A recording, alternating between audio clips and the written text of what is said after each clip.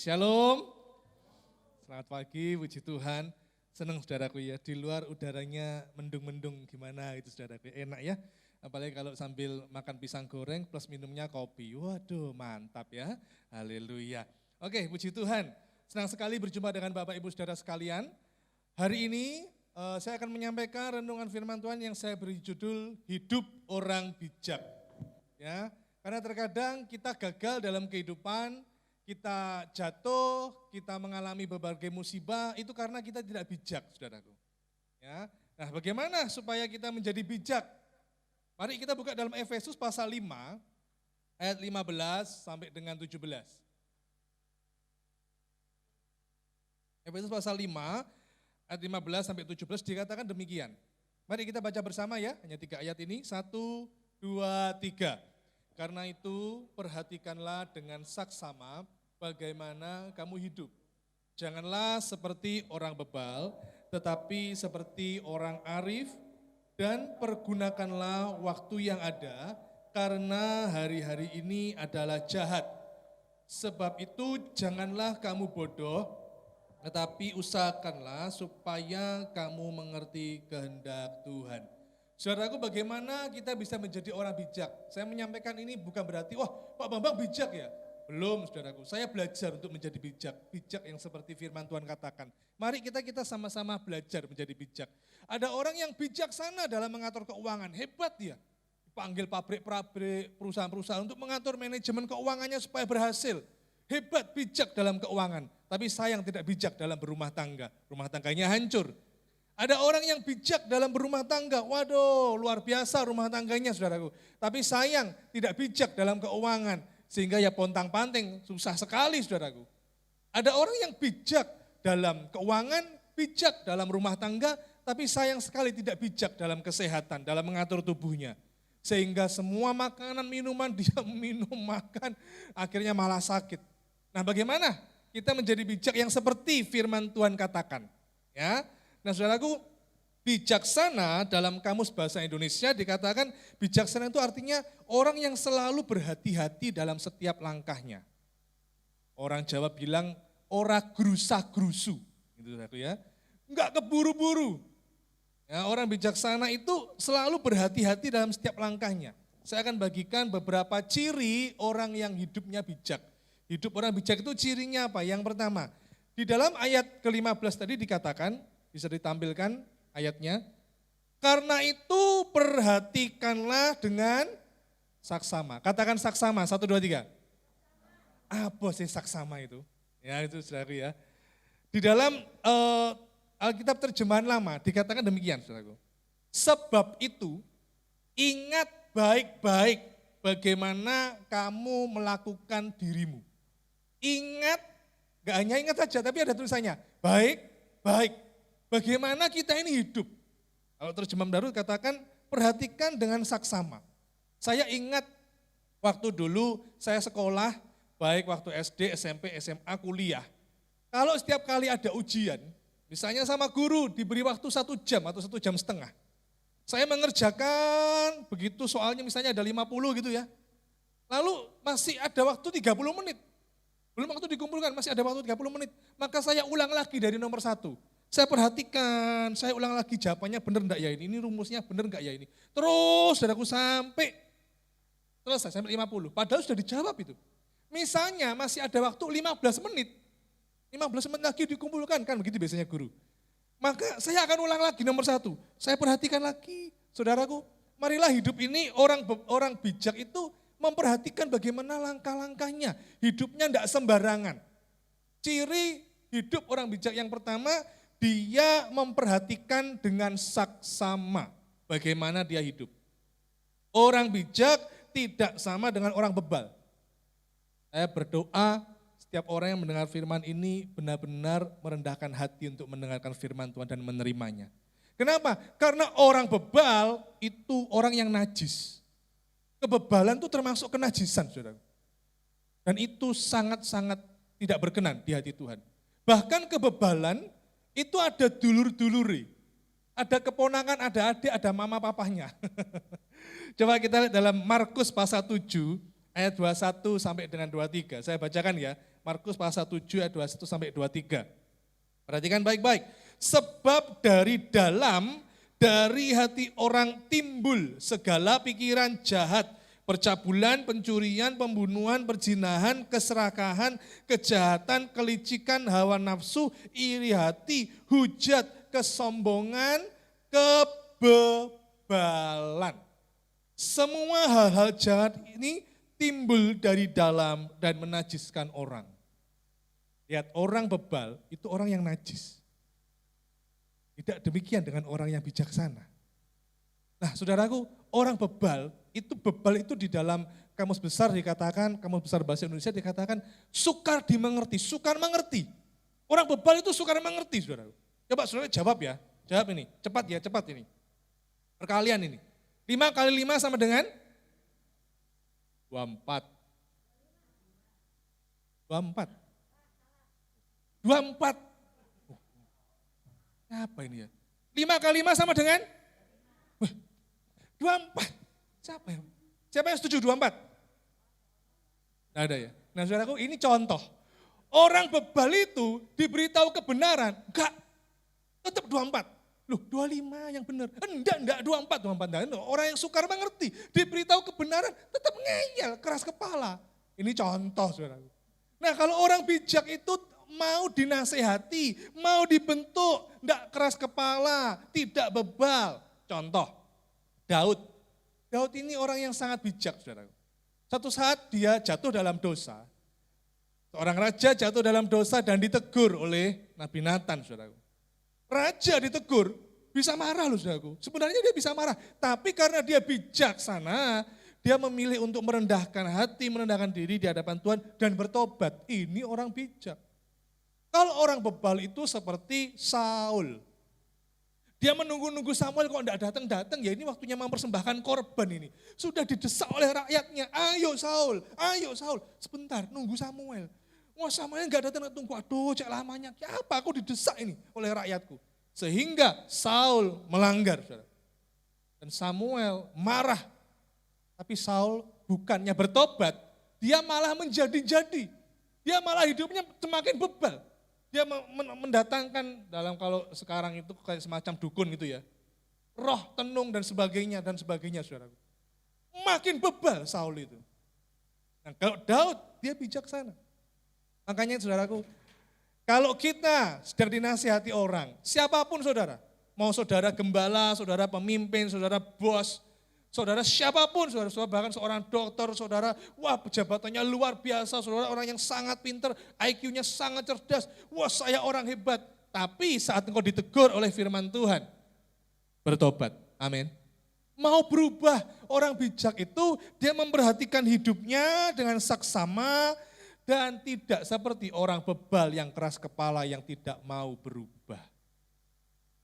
Saudaraku, mari kita lihat ya. Kadang kita ini karena memiliki ego yang tinggi, kita tidak mau untuk dibentuk. Padahal seringkali pembentukan itu menghasilkan pribadi yang luar biasa kalau kita mau dibentuk. Nah kita lihat ya, poin kedua, ciri hidup orang bijak apa yang kedua? Kita perhatikan ayat 16, Efesus pasal 5 ayat 16. Di situ tertulis, pergunakanlah waktu yang ada. Katakan pergunakan, 1, 2, 3. Kata-kata waktu ini di dalam bahasa aslinya perjanjian baru, di bahasa Yunani itu ada 2 saudaraku. Yaitu kronos dan kairos. Apa itu kronos Pak? Apa itu kairos? Saya beritahu. Kronos, nanti kita lihat ya di dalam kitab Efesus ini pakai apa? Pakai kronos atau pakai kairos? Ini penting saudaraku, supaya kita mengerti. Kronos itu adalah waktu yang berjalan seperti biasa. Jam ke jam, hari ke hari, minggu ke minggu, bulan, tahun, dan seterusnya. Nanti minggu depan ada hari minggu lagi, ya toh? Besok Senin kerja, Selasa, ya itu adalah kronos saudaraku. Ada suatu rutinitas yang terus berjalan. Ada suatu urutan peristiwa. Makanya dari kata kronos, terus nanti ada urutan peristiwa yang kita kenal dengan namanya kronologis. Kronologisnya gimana nih? kok ada kejadian begini, kronologisnya gimana? Urutan peristiwanya gimana? Kronos, saudaraku. Apa itu kairos? Kairos itu lebih bersifat kualitas, lebih bersifat mutu, saudaraku. Peristiwa yang bermutu, peristiwa yang sangat berkualitas, itu kairos. Di dalam kairos, di dalam kronos itu ada kairos. Saya ulang, di dalam kronos itu ada kairos. Kronos itu adalah waktu yang terus berulang-ulang.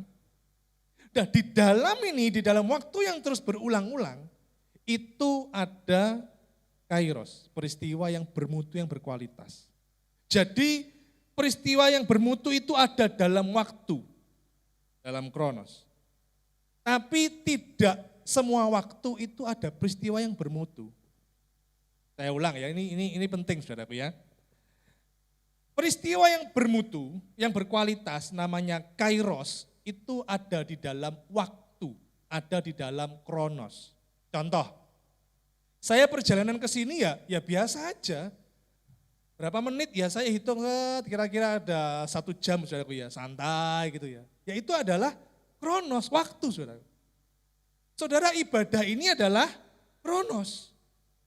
Minggu depan ada ibadah lagi? Ada saudara. Ada ibadah lagi. Tapi di dalam ibadah, kalau kita perhatikan, kita percaya sungguh-sungguh Yesus hadir, maka bisa. Dan saya berdoa beriman, pagi ini saudara akan mendapatkan sesuatu yang berkualitas, yang bermutu. Peristiwa berjumpa dengan Tuhan, pasti ada sesuatu yang Tuhan berikan. Itu namanya kairos. Di dalam ibadah, waktu ini adalah kronos, tapi di dalam waktu itu ada kairos.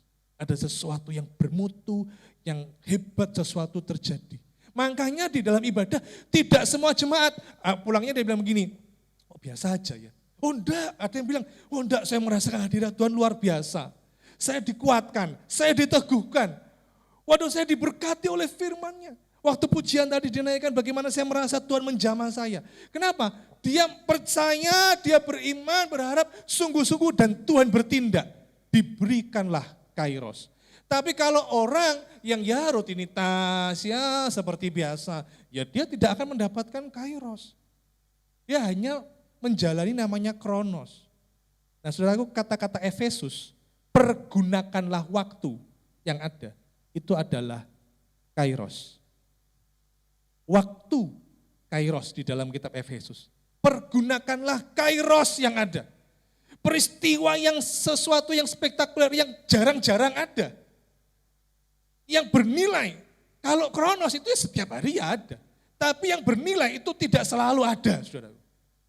Apa itu waktu yang tidak selalu ada? Waktu kita menyembah Tuhan, kita merasakan hadirat Tuhan. Waktu saudara bersama dengan keluarga, itu sangat berharga, berkualitas sekali. Tapi sayang ya sekarang ini dengan adanya kecanggihan teknologi, saya kadang melihat di restoran, di mal-mal gitu ya. Ada mama, papa, terus ini ada 2 anaknya, anaknya 3 itu ya, di meja makan, di mejanya itu ya, restoran itu ya. Semuanya megang gadget, kan gitu kan. Nggak ada waktu, time yang berkualitas. Karena itu saudaraku, perhatikan. Pergunakanlah waktu yang kemarin-kemarin tidak akan bisa diulang lagi. Saya memiliki saudara, kakak saya ada di Amerika, ya, ada di New York, saudara. Nah, dia sangat menyayangi anaknya, 2 anaknya, sangat menyayangi. Kenapa? Dia menggunakan waktunya yang sekarang ini sudah di New York itu ada 20 tahun yang lalu sampai sekarang. Nah, saudaraku, awalnya dulu dia pergi ke Amerika, anak-anaknya ada di Indonesia. Masih bayi. Yang nomor 1 ya masih balita, yang kecil masih bayi sudah ditinggal ke Amerika. Sehingga kedua anak ini dirawat oleh mama saya, yaitu neneknya dari anak-anak ini. Setelah puluhan tahun berlalu, anaknya kuliah, dikuliahkan di Amerika, ditarik, dibawa ke Amerika, sudah dapat warga negara Amerika, ditarik ke sana. Sekarang sudah tinggal di sana.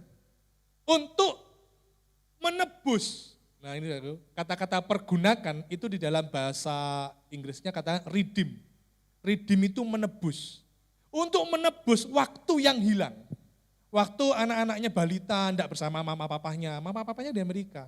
Anak-anaknya SD, anak-anaknya SMP, anak-anaknya SMA, tidak bersama mama papanya.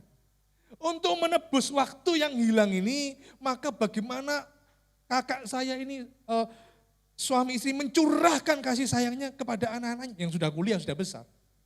Saudaraku, Benjamin Franklin mengatakan, waktu yang hilang tidak akan pernah ditemukan kembali. Jangan menyanyiakan waktu. Gunakan waktu itu, saudara. Gunakan waktu itu. Pak, hidup saya dulunya enggak karuan, Pak. Masih ada waktu ini untuk menebus. Ada waktu untuk redeem. Ya, pergunakan tadi. Dalam bahasa Inggris dikatakan redeem, menebus. Hidupku sembarangan, enggak karuan. Dalam berumah tangga, dalam bekerja, dalam mengiring Tuhan itu aja loh, enggak sungguh-sungguh. Tebus, saudaraku. Supaya engkau mendapatkan kairos Tuhan. Supaya engkau mendapatkan sesuatu yang bernilai. Kalau hidup sembarangan saja, saudaraku. Ya mengiring Tuhan kerohaniannya sembarangan aja. Ya begini-begini aja. Saudara tidak akan mendapatkan namanya kairos. Tidak akan mendapatkan sesuatu yang bernilai, yang bermutu. Karena itu, saya suka dengan kalimat dari William Shakespeare. Dikatakan demikian. Aku telah menyanyiakan waktu. Dan sekarang waktulah yang menyanyiakan aku. Ya, aku telah menyanyiakan waktu, dan sekarang waktulah yang telah menyanyiakan aku. Saudaraku, gunakan waktumu, supaya engkau menjadi bijak. Yang ketiga, saudaraku, yang terakhir ya. Efesus pasal 5 ayat 17. Tadi ayat 15 sudah, ayat 16 sudah, sekarang ayat 17. Dikatakan, sebab itu janganlah kamu bodoh, tetapi usahakanlah supaya kamu mengerti kehendak Tuhan. Saudara, orang yang bodoh itu bukan berarti orang yang tidak sekolah, orang yang IQ-nya rendah, nilainya rendah, tidak naik kelas ya, orang yang tidak kaya, orang yang hidupnya miskin, itu bukan maksudnya bodoh, itu bukan itu yang dimaksud di Alkitab. Orang yang bodoh itu yang dimaksudkan adalah orang yang tidak mengerti kehendak Tuhan. Ciri hidup orang bijak yang ketiga adalah dia mengerti kehendak Tuhan. Itulah orang bijak, saudara. Coba sebagai ayat pendukung, saudaraku ya, di dalam Mazmur pasal 90 ayat 12. Mazmur pasal 90 ayat 12. Kita baca bersama, 1, 2, 3. Ajarlah kami menghitung hari-hari kami sedemikian, hingga kami beroleh hati yang bijaksana. Meskipun ini ditulis oleh Daud, Mazmur ya, tapi Daud mengutip, ini doanya Musa, abdi Allah. Ya, saudara bisa lihat di ayat 1. Ini Musa. Ya, Musa yang menaikkan doa lalu dikutip oleh Daud. Loh saudaraku, Musa itu siapa? Kurang apa Musa itu? Hebat loh saudaraku. Tapi dia masih bilang gini, ajar kami Tuhan menghitung hari-hari. Waduh, luar biasa loh betapa rendah hati, betapa dia luar biasanya mau belajar menghitung hari-hari. Coba kita ingat kembali kehidupan Musa. Musa itu lahir di tengah situasi yang sangat gawat. Di tengah bangsa Israel yang ditindas oleh orang Mesir dan dipimpin oleh Firaun yang mana waktu itu membunuh semua anak laki-laki. Ya. Lalu Musa diselamatkan ya, di Sungai Nil, dialirkan di Sungai Nil, ditemu oleh putri Firaun. Lalu diangkat menjadi anaknya, dididik dengan pendidikan Mesir. Wah, Mesir waktu itu jaya, saudaraku. Hebat, luar biasa. Ya. Lalu Musa dipersiapkan menjadi pemimpin Mesir. Sehingga suatu peristiwa Musa membela orang Israel dan akhirnya Musa melarikan diri ke tanah Midian. Dia menjadi penggembala domba kambing. Perhatikan, dari orang yang dididik luar biasa. Nah, ini kalau misalnya sekarang ini kuliahnya di Harvard University gitu ya, misalnya begitu ya. Hebat luar biasa, terus sekarang jadi penggembala kambing domba. Di situ pula lah Tuhan memanggil dia. Dia sempat berdebat dengan Tuhan, aku enggak pinter Tuhan, aku begini-begini. Tapi akhirnya singkat cerita, Musa mengerti kehendak Tuhan. Garis bawahi kata-kata mengerti kehendak Tuhan, mengerti panggilan Tuhan. Karena begitu dia bilang, iya Tuhan aku mau menerima panggilan Tuhan, maka resikonya besar loh saudaraku. Dia berhadapan dengan bangsa yang hebat perkasa. Firaun yang luar biasa. Bukan hanya itu, tapi kalau dia menggenapi panggilan itu, dia membawa orang Israel keluar dari Mesir, itu berat loh saudara. Ya, hai para kepala keluarga, para suami.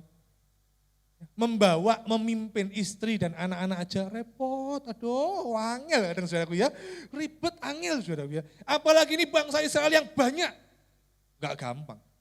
Ini perhatikan, Musa mengerti kehendak Tuhan dan mau mentaatinya. Itu Musa, orang yang bijak. Makanya dia bilang, ajar kami Tuhan, menghitung hari-hari, supaya kami beroleh hati bijaksana. Satu lagi di dalam perjanjian baru, Paulus, nama sebelumnya adalah Saulus. Tapi begitu dia mengerti kehendak Tuhan, panggilan dalam hidupnya, dia berubah namanya menjadi Paulus. Saudara tahu apa yang dicatat oleh Paulus? Dia mengatakan demikian saudaraku, hidupku yang dulu kuanggap sampah. Hidupku yang sekarang adalah bagi Kristus. Wah itu luar biasa saudara. Orang yang mengerti kehendak Tuhan.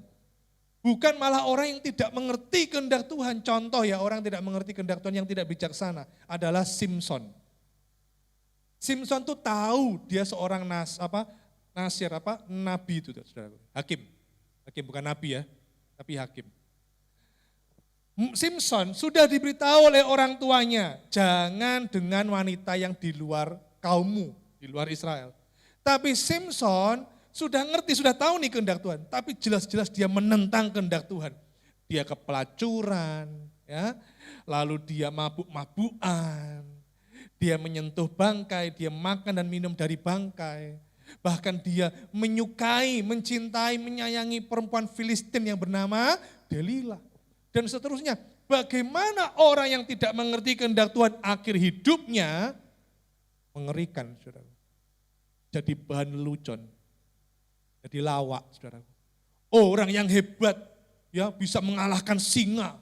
Satu orang bisa mengalahkan pasukan Filistin. Wah luar biasa, saudara. Ya. Tapi karena dia menentang kehendak Tuhan, ujung hidupnya apa? Jadi pelawak. Jadi pelawak, saudaraku. Buta. Dulunya hebat, sekarang kudu dituntun, harus dituntun. Dia megang gini, mana ya pilar, tuntun aku kepada pilar. Memang akhir hidup Simson dia bertobat. Tapi sebenarnya apakah kita mau hidup yang gak karuan, hidup yang penuh dengan dosa? Ya untung aja masih diberi kesempatan bertobat, kalau enggak. Baliknya, Saulus hidupnya waduh, membunuh orang-orang Kristen. Mencari orang-orang Kristen untuk dibunuh. Tapi dia mengerti kehendak Tuhan dan dia menyerahkan hidupnya untuk Tuhan. Saudaraku, mari kita juga mau mengerti dan mentaati setiap kehendak Tuhan. Ada orang-orang khusus yang dipanggil khusus. Ya, saya perhatikan nih ya, perhatikan baik-baik. Ada orang-orang khusus yang dipanggil khusus. Ada orang-orang yang dapat panggilan secara khusus sebagai gembala, pengajar, rasul, nabi, penginjil. Ada saudaraku. Orang dipanggil khusus. Mungkin kita bisa bicara gini, Pak aku kan tidak dipanggil seperti Musa. Aku tidak dipanggil seperti Paulus. Aku tidak ada panggilan khusus. Saya beritahu, setiap orang percaya mendapatkan panggilan. Panggilan secara umum ya.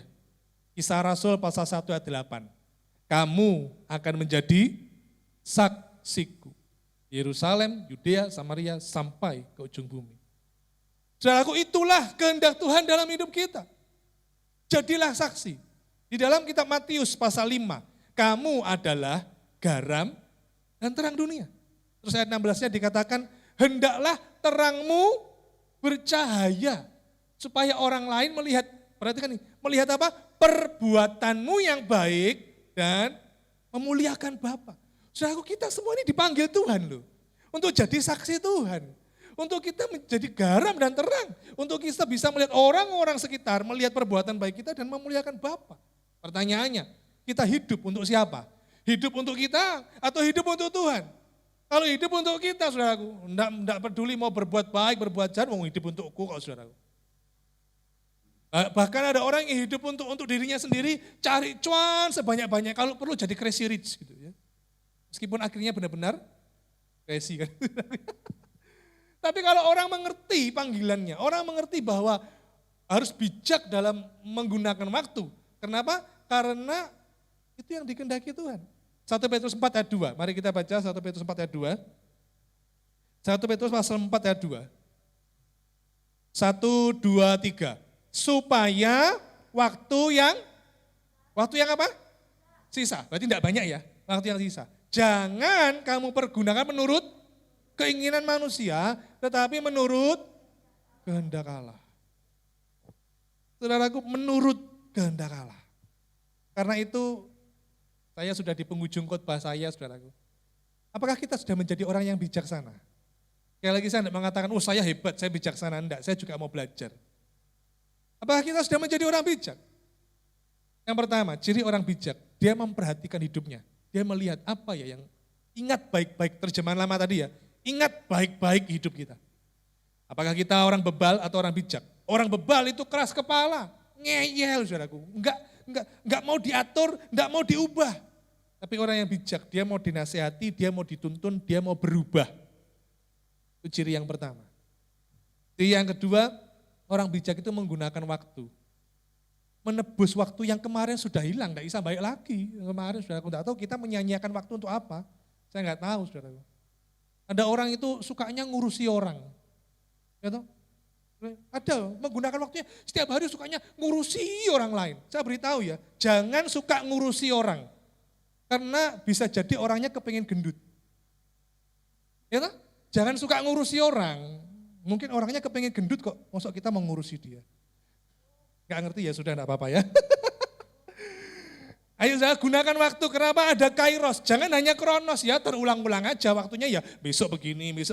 Kalau kita menggunakan waktu dengan baik, kita benar-benar bijaksana, maka Tuhan akan memberi kairos. Ada sesuatu yang bernilai, ada sesuatu yang ajaib, ada sesuatu yang berkualitas di dalam kehidupanmu sehari-hari. Dan yang ketiga adalah orang yang bijaksana itu mengerti kehendak Tuhan.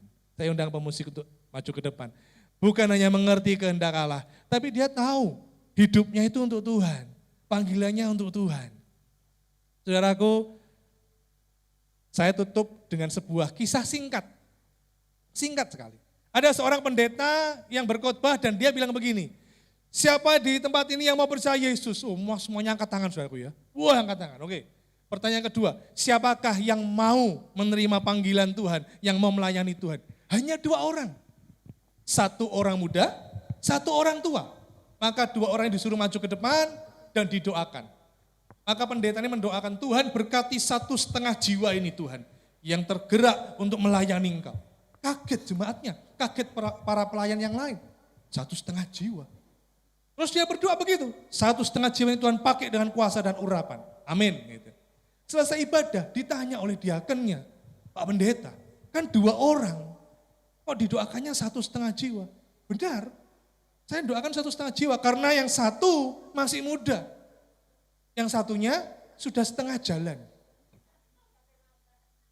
Untung saja, ya untungnya ya, menerima panggilan itu untuk melayani Tuhan. Untung saja meskipun waktunya yang masih sisa, dia mau menerima panggilan Tuhan dan melayani Tuhan. Saudaraku, ayo kita menjadi orang yang bijaksana. Amin. Mari kita bangkit berdiri, haleluya.